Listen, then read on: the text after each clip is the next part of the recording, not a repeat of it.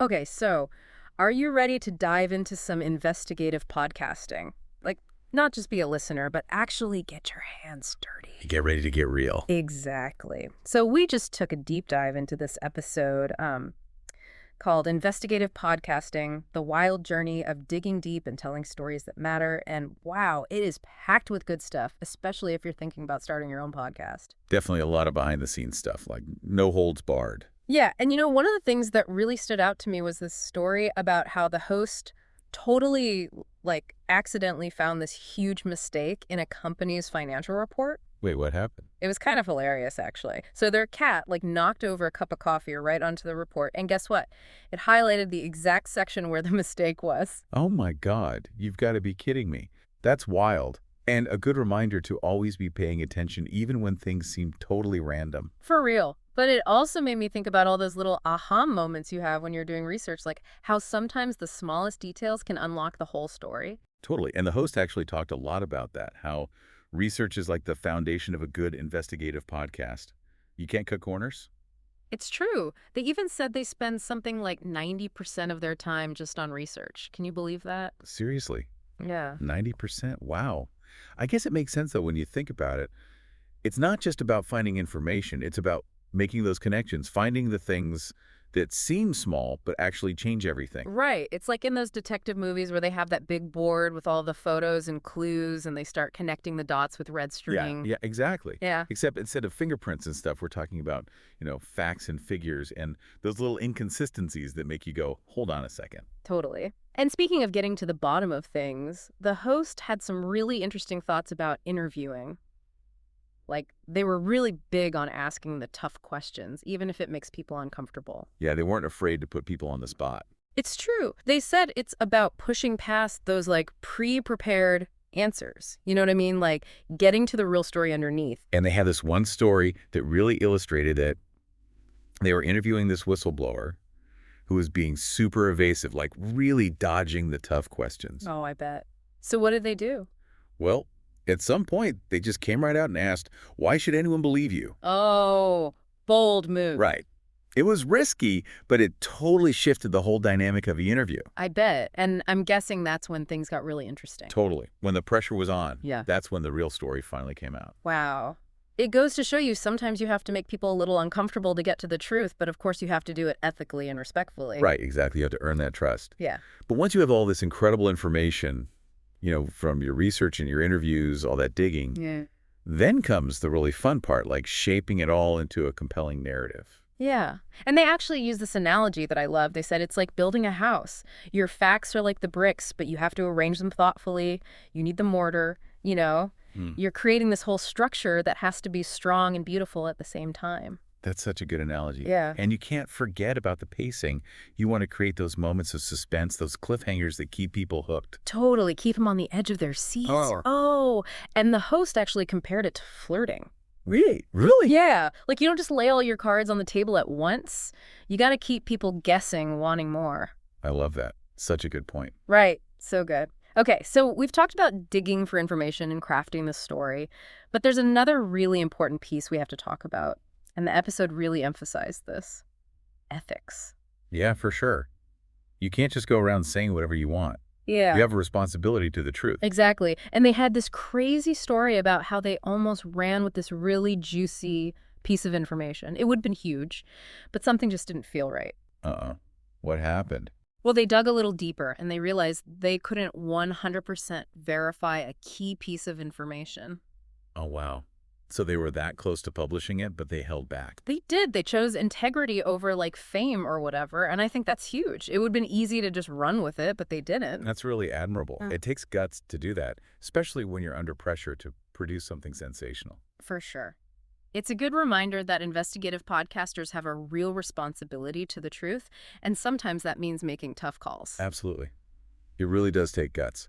And it makes you wonder, with so many podcasts out there these days, is there really room for more?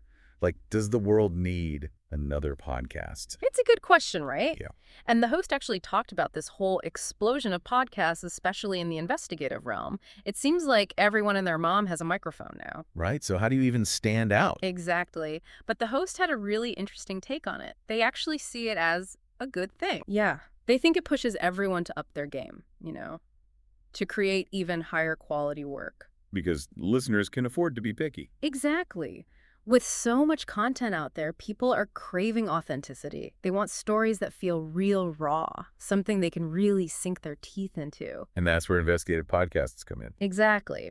The host believes they have this unique opportunity to cut through all the noise and deliver that kind of deep, meaningful storytelling that traditional media often misses. So it's about earning trust, giving listeners something they can really connect with. Absolutely. And it's not just about entertainment either. The host made a really important point about how investigative podcasting can actually make a difference in the world. Oh, totally. They talk about how some podcasts have exposed corruption, led to new legislation, like real tangible change. It's amazing. And sometimes the most impactful stories are the smaller ones, the ones about individual experiences, giving a voice to people who might not otherwise be heard. Right. It's about shining a light on those stories, amplifying them so they reach a wider audience. Totally. And it makes me realize investigative podcasting isn't a solo thing. It takes a whole team to bring these stories to life. The researchers, the producers, the editors, the sound designers, it's a whole thing. Oh, for sure. It's a huge collaborative effort. And you can't forget about the listeners. They're a huge part of it, too. Totally. They're the ones who support this kind of work, who amplify the message and ultimately hold creators accountable. It's this really cool symbiotic relationship. You need great listeners who are really invested in the truth, and those listeners need creators they can trust. So true. And at the end of the episode, the host left us with this really powerful call to action. Oh, yeah. What was it? They basically said, if you have a story to tell, if there's something you believe needs to be investigated, don't be afraid to pick up a microphone and start digging. I love that. So inspiring. And you never know where that digging might lead you. Exactly. It could be the start of something incredible. But before we get too carried away, there's one more thing we need to talk about. Something that's super important, but doesn't always get the attention it deserves. Oh, you're right. Yeah. And it's a big one, especially for anyone thinking about going down this road. Ah. We're talking about the mental and emotional toll that investigative podcasting can take. Exactly. And the host got really real about this. They talked about how spending so much time with these difficult stories, stories about trauma, injustice, corruption, it can really weigh on you. Oh, absolutely. It's heavy stuff. And it's not just the content itself. There's also the pressure of putting yourself out there, the potential for backlash legal issues, the responsibility of protecting your sources. Right. It's a lot. They actually talk about their own struggles with burnout and just the sheer emotional labor involved in this kind of work. It's real. It makes sense, though. It's not exactly lighthearted stuff. Not at all. And they emphasized how important it is to have a good support system. People who get it, Mhm. who understand the unique pressures of this type of work. It really is. And, it made me think about something else the host said about how important it is to build a network of people who get it. Yeah. People who understand the unique pressures of this kind of work. Did that resonate with you too? Totally. Like having those people you can vent to Yeah. after a particularly tough interview or, just debrief after a long day of research.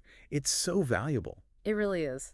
And it's Yeah. not like you can just talk to anyone about this stuff. Yeah. It's important to have people who understand the nuances of investigative work and how it can mess with your head if you're not careful. Oh, for sure. And on that note, the host also had some really wise words about boundaries. It's so easy, especially when you're really passionate about a story, to let it consume you. Oh, absolutely. You can end up working around the clock, neglecting everything else in your life. Right. It's like tunnel vision. Yeah. But the host really emphasized the importance of setting limits on your time, your emotional energy. It's about protecting yourself so you can stay in the game for the long haul. That's such a good point. It's a marathon, not a sprint. And they even talked about how crucial it is to take breaks. Like actually step away from the work to recharge and come back with fresh eyes. It's so true. When you're too close to something, it's easy to lose perspective. Exactly. Sometimes you just need to disconnect for a bit so you can come back and see things more clearly. 100%. It's like that saying, you can't pour from an empty cup. You have to take care of yourself if you want to be able to do this work sustainably. So true.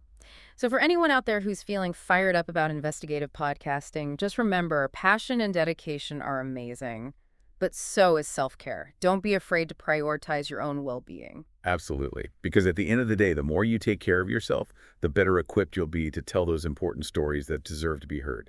And that's what it's all about, right? Giving a voice to the voiceless, uncovering the truth. It's a powerful thing. And on that note, I think we've reached the end of our own deep dive into this episode. but we want to leave you with that same powerful call to action that resonated with us. If there's a story you're burning to tell something you feel needs to be investigated, don't let anything hold you back. Huh? Pick up that microphone and start digging. You never know what you might uncover. And remember, we're here with you every step of the way. Until next time, keep asking the tough questions, keep digging for the truth, and keep those microphones rolling.